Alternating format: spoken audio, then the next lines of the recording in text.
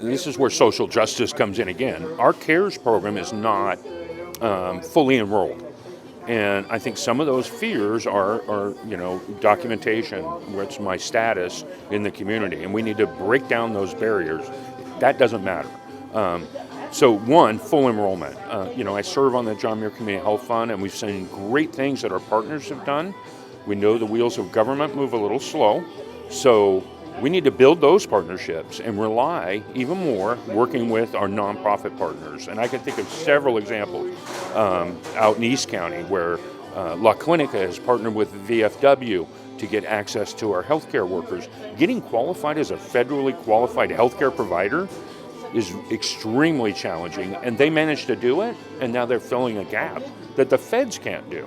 So I think some of our community partners can fill those gaps while we come up with appropriate services. There's many things we need to do in the healthcare field. The other thing that I recognize through some of the work I've done, we don't have enough healthcare or behavioral health workers, especially bilingual, who are getting get paid a living wage to work in the environment and the community we live in.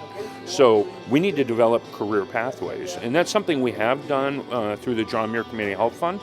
We recognized we didn't have enough healthcare workers. We partnered with Adult Ed and some of our nonprofit partners and reached out to some of our marginalized populations. Single moms struggling just to put food on the table and having children.